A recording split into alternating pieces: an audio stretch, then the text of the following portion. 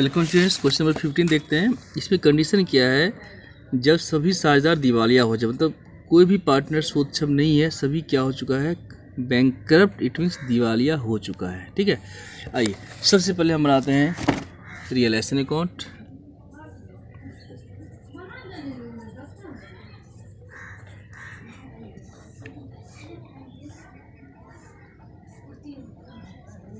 To stock है, other assets है, goodwill है। स्टॉक,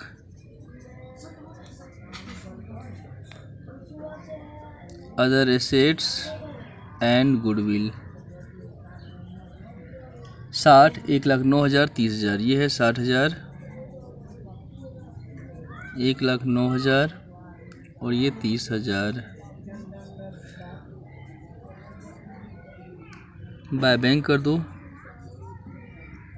स्टॉक से क्या मिला है, एसेट से क्या मिला है, स्टॉक से मिला है 52,000, एसेट से मिला है 90,000 और कुछ मिला ही नहीं। कुल मिला है 9, 5, 14, 1,42,000। कुल संपत्ति है 2,02,000, मिला है 1,42,000। तो 60,000 का नुकसान हो गया। ठीक है, लॉस अनुपात ABC 3 पार्टनर से अनुपात दिया हुआ है 2:1।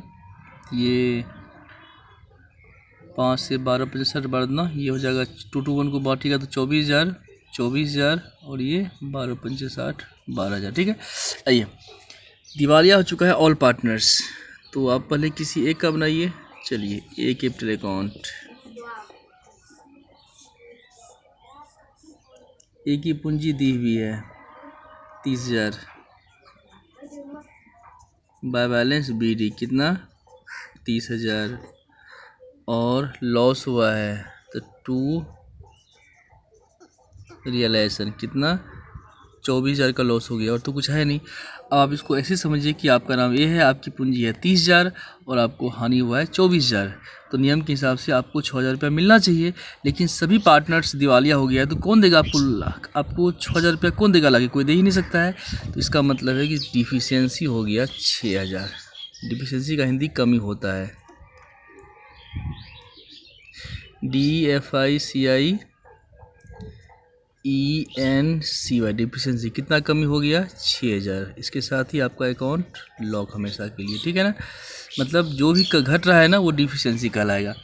इसी तरह से आप बना लीजिए B का और फिर C का, एक साथ कर देते हैं B and C capital account.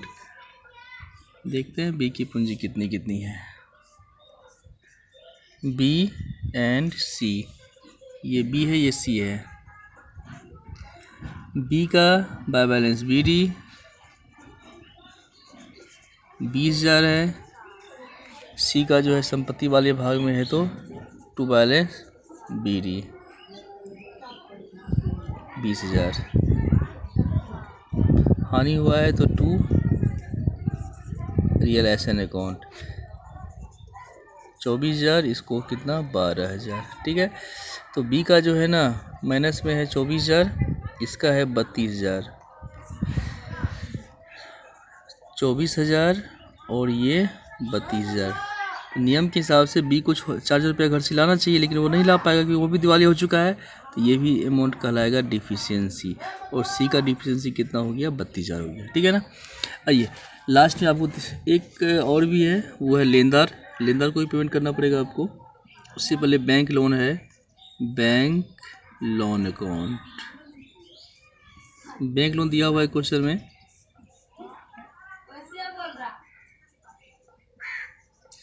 Bank loan दिया हुआ है 50,000। क्योंकि बैंक को तो पहले पेमेंट करना होता है। बैंक जो होता है सिक्योर्ड क्रेडिटर्स होता है, तो टू बैंक पेमेंट कर दो कितना, 50 का 50। इसके साथ ही ये ख़त्म। आगे है सन्ड्री क्रेडिटर्स है,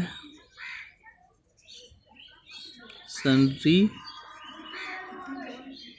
क्रेडिटर्स अकाउंट।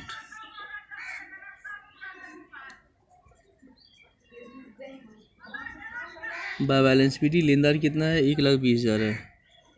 आपको यह देखना है कि रुपया कितना है आपके पास, जितना होगा वही पेमेंट करेंगे आप। तो रुपया है 1 लाख, देखिए रुपया आया था 1,42,050 चला गया, कितना बच गया, 90 बच गया ना, 90 पेमेंट कर दो लेनदार को, और जो बच गया वो कहलाएगा डिफिशियंसी अकाउंट। कितना, तो 30,000, ये कहलाएगा डिफिशियंसी अकाउंट, ठीक है ना। आइए दूसरा खाता आप बनाइए, इसमें कैश या बैंक अकाउंट।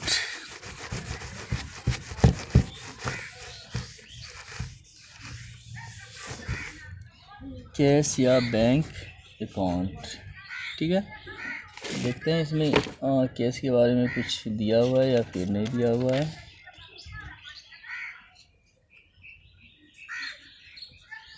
कैश अकाउंट, रुपया पहले से है तो टू बैलेंस BD करते हैं, यहाँ दिया हुआ है क्वेश्चन में 1,000, ठीक है। इसके अलावा जो है रियलाइजेशन से खर्चा हुआ है, सॉरी संपत्ति बिक्री से प्राप्त हुआ है, कितना, 1,42,000 प्राप्त हुआ था, और फिर आपने बैंक लोन का पेमेंट किया है, बैंक लोन कितना, 50,000, और फिर आपने क्रेडिटर्स को पेमेंट किया है 90,000, और जो बच गया वो कहाँ जाएगा, इसका मतलब है कि वसूली का व्यय हुआ था, कितना, 3,000, और तो शायद इसमें कुछ नहीं है, ठीक है ना। चलिए तो इसको हम बैलेंस कर लेंगे हम, ये हो जाएगा 1,43,000, यहाँ भी 1,43,000। ये था हमारा क्वेश्चन नंबर 15। मुझे नहीं लग रहा है कि आगे कोई क्वेश्चन बनाने की आवश्यकता होगी, फिर भी आप यदि आपको प्रॉब्लम हो तो आप में कमेंट करेंगे। थैंक्स। क्वेश्चन नंबर 15 में एक मिसिंग हुआ है, जरा सा मैं उसको बता देना चाहता हूँ। आप जो बनाएंगे रियलाइजेशन अकाउंट, तो रियलाइजेशन अकाउंट के DR में जो है ना एक एक्सपेंस छूट गया है, वो कैश एक एंट्री छूट गया है, कैश एक्सपेंस लिखना था 3,000, ये हमने नहीं लिखा है, ठीक है ना, वो मिस्टेक से रह गया, बाद बाकी सब कुछ आपका सही है।